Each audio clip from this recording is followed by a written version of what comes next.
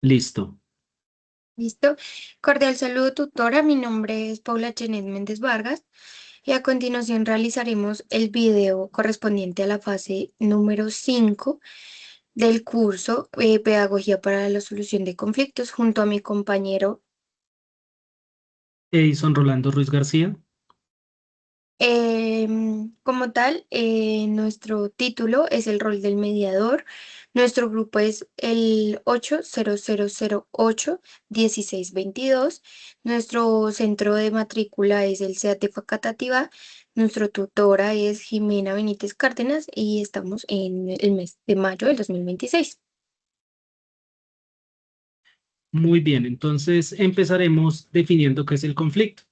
Entonces, según como lo dice Martín, el conflicto es una situación donde dos o más personas se encuentran en desacuerdo. El conflicto es natural al ser humano y las comunidades pueden llegar a ser enriquecedor debido a las diferencias en pensamientos o opiniones. Yo pienso que siempre pues no siempre es un conflicto de mala manera, sino que siempre existe porque pues todas las personas no tenemos la misma manera de pensar acerca de todas las cosas. Ok. La segunda pregunta que tenemos es, ¿cómo consideramos el conflicto? Consideramos el conflicto como conveniente o inconveniente. Hay casos como dijo mi compañero, el conflicto es conveniente cuando favorece el diálogo, se identifican claramente los problemas y se logran resolver como esos diferentes puntos de vista de cada uno.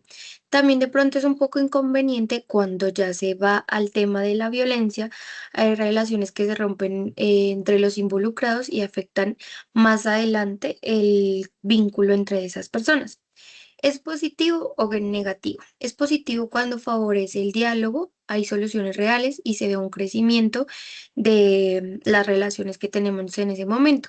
Pero por otro lado puede ser negativo cuando no se logra una buena comunicación y por lo contrario el ambiente se empieza a tornar hostil, genera más conflicto y demás. También podemos tenerlo funcional o disfuncional. Es funcional cuando se mejoran los procesos, cuando se logra un cambio positivo y hay un fortalecimiento de las relaciones. Cuando también de pronto hay un aprendizaje organizacional y se empiezan a ser un poco adaptables en los procesos.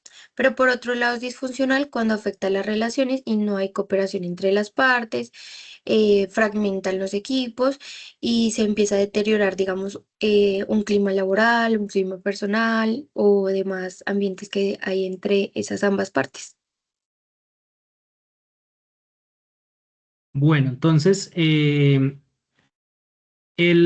rol del mediador puede tomar ser como el arbitraje, es como un tercero que toma la decisión que las partes deban cumplir. Entonces, dentro del conflicto, entonces el arbitraje es como que, bueno, digamos, este es el punto de vista de esta persona, entonces es respetable y este es el punto de vista suyo también, entonces es como hacer cumplir esas normas.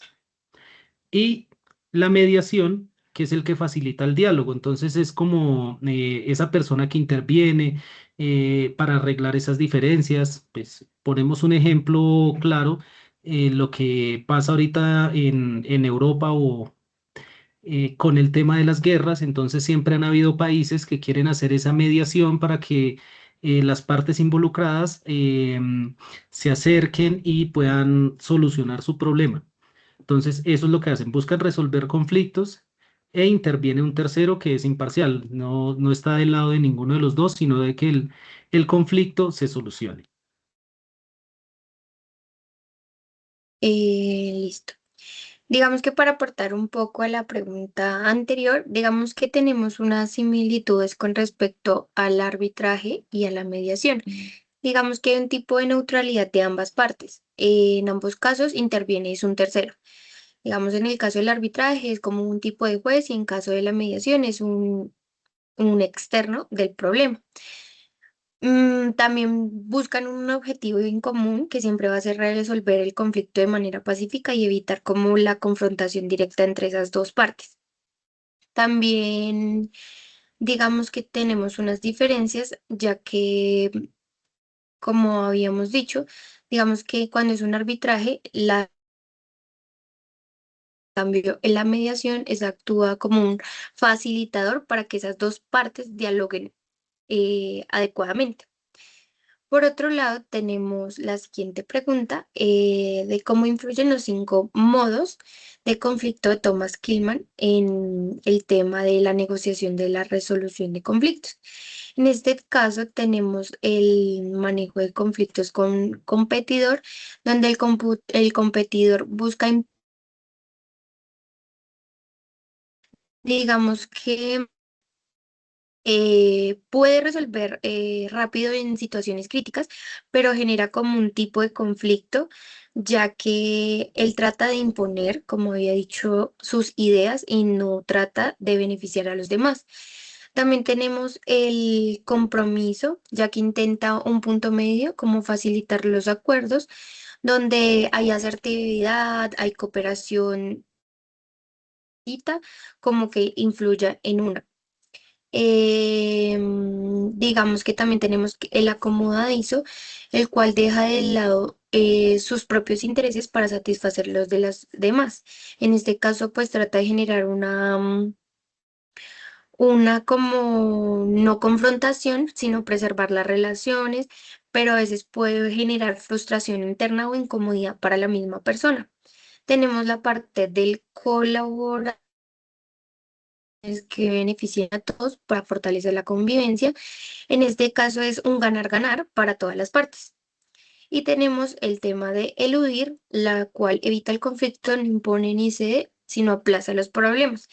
En este caso puede ser funcional, pero en conflictos de pronto menores que no afecten directamente el desarrollo del trabajo o algo así. Pero cuando hay un conflicto ya mayor, sí hay que sí o sí, digamos que afrontar el problema.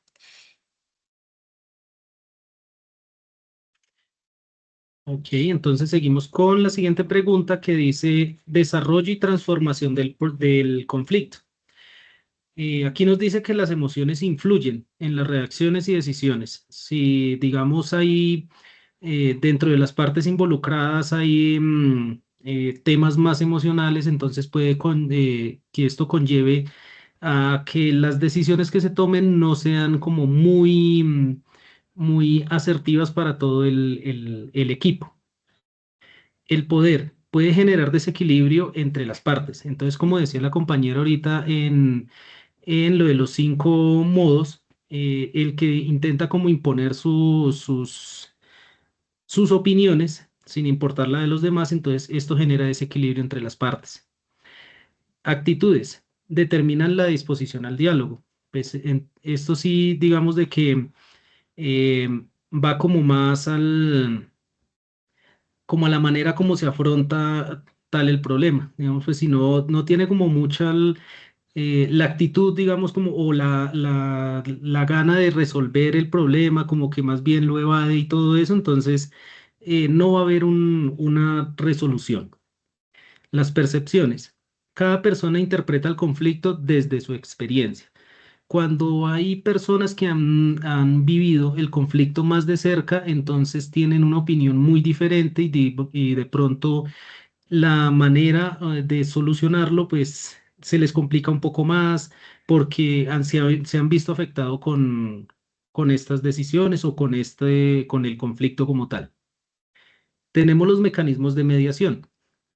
La escucha activa y la comunicación asertiva.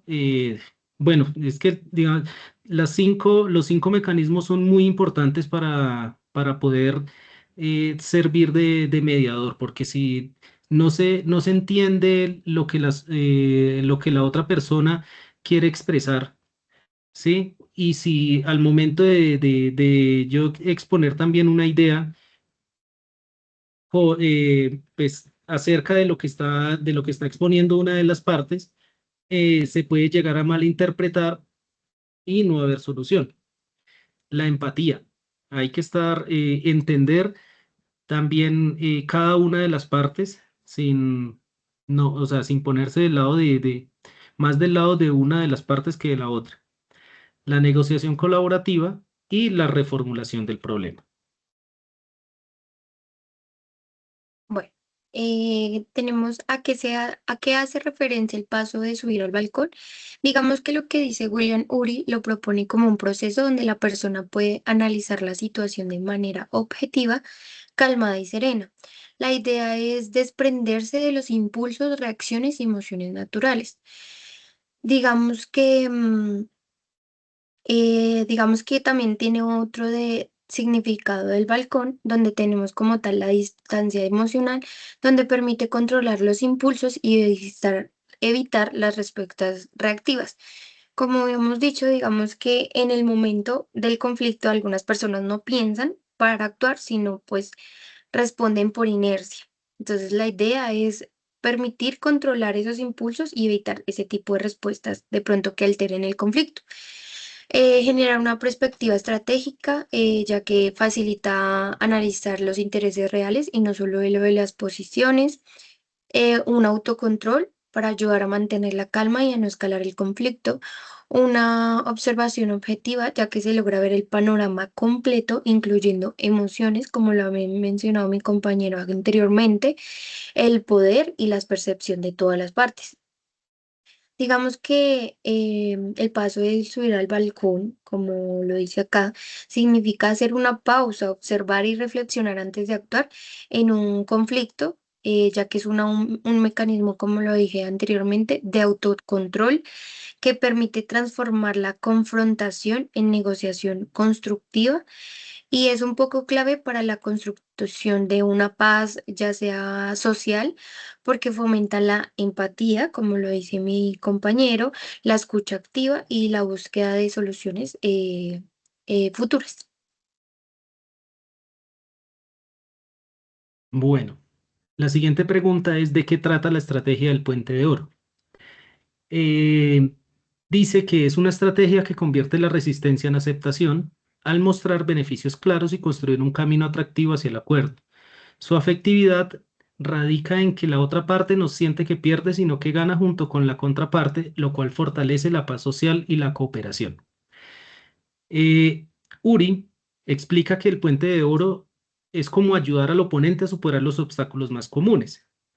Entonces, como decía en una diapositiva anterior, con respecto a la paz total, eh, pues los beneficiados va a ser prácticamente todos los ciudadanos o todos los que vivimos en el país si este conflicto se soluciona, se para, ¿sí? Porque de todas maneras, em, digamos de que una parte busca el beneficio o el beneficio no, sino que el pueblo sea el que se fortalezca o que las demandas del pueblo sean escuchadas.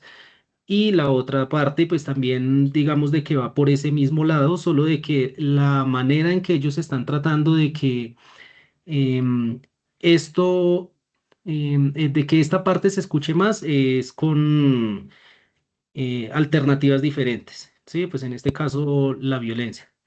Entonces, dice que la metáfora es, se construye un puente que conecta la posición inicial de la otra parte con una solución aceptable para ambas. Entonces, esto era lo que hacía referencia, pues se está cogiendo como em, los puntos aceptables de cada una de las partes, las que benefician como tal al resto de la comunidad para llegar a un acuerdo y solucionar el conflicto. El propósito, evitar que la otra parte se sienta forzada, reduciendo resistencias, aumentando la disposición al acuerdo. Entonces, no llegar como a ese punto de que entonces tiene que aceptar, ¿sí? Sino mediar entre los dos y que estén en un acuerdo absoluto para que el conflicto sea solucionado de raíz. Y la clave es hacer que el acuerdo sea percibido como una victoria compartida.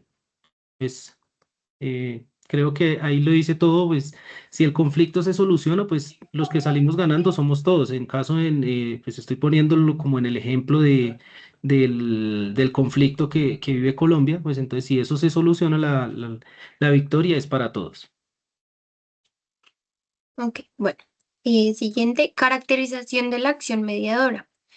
La acción mediadora es un proceso estructurado en el que un mediador neutral facilita la comunicación entre las ambas partes. Como anteriormente lo habíamos dicho, la idea es que un mediador sea un externo neutral donde no esté a favor ni en contra de ninguna de las partes. Esto ayudándolas a identificar intereses en comunes y a generar acuerdos voluntarios. Digamos que él es como un tipo de facilitador donde ayuda a las partes a resolver el conflicto y a construir soluciones mutuamente aceptables por ambas partes, garantizando una imparcialidad, confidencialidad de lo que ambas partes le digan a esa persona nomás y un enfoque hacia el futuro. Digamos que las características principales son la imparcialidad, como lo dije anteriormente, la confidencialidad, la flexibilidad, un enfoque hacia el futuro y la voluntariedad. La idea es que el proceso sea estructurado, que facilite la comunicación entre las partes, que ayude a identificar, como lo dije anteriormente, los intereses comunes y esto generen acuerdos voluntarios entre ellos mismos. Por otro lado, un digamos que un mediador, la idea es que ya construyendo, digamos que su efectividad radica en que las soluciones son construidas por ambas partes, lo que fortalece la convivencia entre ellas mismas y una paz entre ambas partes y una neutralidad entre las dos, cosa que ellas, las dos partes, logren como acordar o crear un acuerdo donde ambas partes sientan que ganan y generen una mejora para ambas partes. Principios y objetivos de la acción mediadora. Entonces, según Martin, se fundamenta en principios éticos y metodológicos que garantizan su legitimidad y eficacia, y persigue objetivos orientados a transformar el conflicto en oportunidad de cooperación. Principios de la acción mediadora, pues como lo decía la compañera en la diapositiva anterior, la imparcialidad, la neutralidad, confidencialidad, voluntariedad, autonomía y respeto. Los objetivos de la acción mediadora es facilitar el diálogo, identificar los intereses comunes, construir acuerdos sostenibles, transformar relaciones, prevenir futuros conflictos. Como lo decía la compañera, entonces que no esté de parte ni el uno ni el otro, sino que esté en pro de solucionar ese conflicto. Ok. Siguiente, metodologías para el desarrollo de la mediación. En este caso, las metodologías de mediación ofrecen enfoques diversos, unas más orientadas a acuerdos prácticos como la de Harvard, otras a las transformaciones de las relaciones como Bush, Floren y Koch, y otras a la integración de múltiples disciplinas como Bustelo y otras que son de modelos aplicados a la mediación comunitaria. Todas buscan que el conflicto deje de ser una amenaza y se convierta en una oportunidad de aprendizaje y cohesión social. En este caso tenemos la de Harvard, donde el enfoque principal es la negociación basada en intereses. Digamos que los resultados esperados es acuerdos de ganar y ganar, donde ambas partes sientan que, pues de alguna u otra manera, ganaron. La de Bush y Folger es el empoderamiento y reconocimiento. Los resultados esperados son las transformaciones de las relaciones, donde ambas partes ya formen una relación donde sean encaminadas a un mismo futuro. El de Sarah Cobb, donde hay reconstrucción de narrativas, en este caso el resultado esperado es la comprensión y la legitimización.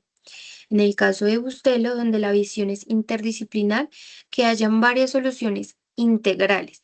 ¿A qué nos referimos con soluciones integrales? Integrar aportes de psicología, sociología, derecho, comunicación. Digamos que aplicar otros contextos complejos como los que abordamos en las organizaciones y comunidades. En los comunitarios, la idea siempre va a ser la participación social, donde un resultado esperado es la cohesión y paz comunitaria.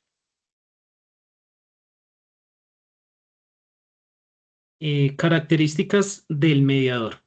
Entonces, como lo decíamos anteriormente, la imparcialidad, que no toma partido ni favorece a ninguna de las partes. Neutralidad, se centra en el proceso, no en los resultados. Entonces deja que las partes construyan el acuerdo, cada uno de sus puntos de vista, y él ya entonces se encarga de tratar de resolver el problema. La confidencialidad, sí es una característica muy importante, pues porque no puede estar divulgando lo que se habla en estas negociaciones. La capacidad de escucha activa, que escuche con atención, reformule mensajes y valide emociones. La habilidad comunicativa, que facilita el diálogo y evita malentendidos. Respeto y empatía, reconoce la dignidad de cada persona. Flexibilidad, adapta el proceso a las necesidades y contextos de las partes. Y la orientación al futuro, que busca soluciones sostenibles que fortalezcan las relaciones más allá del conflicto puntual. Bueno, como conclusiones, digamos que los sexos analizados enseñan que el conflicto es inevitable, pero transformable. La mediación sustenta en principios éticos y metodologías diversas, junto con estrategias de negociación como las que fomenta URI, ya que permiten convertir la oposición en cooperación. Digamos que el aprendizaje central es que la gestión adecuada del conflicto fortalece la paz social y la convivencia, tanto en organizaciones como en comunidades. Muy bien, y pues entonces aquí tenemos las referencias bibliográficas que se utilizaron para realizar este trabajo. Y por último, Digamos, pues, perdón, no, tranquilo, sí. la despedida. Entonces, con este trabajo reafirmamos que la mediación y la negociación son herramientas esenciales para transformar los conflictos en oportunidades de cooperación. Agradecemos por la atención, por acompañarnos en este recorrido académico, a la universidad por brindarnos los recursos y los recursos académicos y tecnológicos para poder que este trabajo se hiciera realidad, a los autores referentes por sus aportes teóricos y prácticos en el campo de la mediación, a los docentes y compañeros por su acompañamiento, retroalimentación y colaboración en el desarrollo de esta investigación, y finalmente a quienes participaron en la construcción de esta presentación por su compromiso en integrar teoría y práctica para fortalecer la convivencia y la paz social. Muchísimas gracias, compañera, también Gracias a ti por también. todo. Y entonces, con esto ya damos por terminado el video. Hasta luego. Gracias.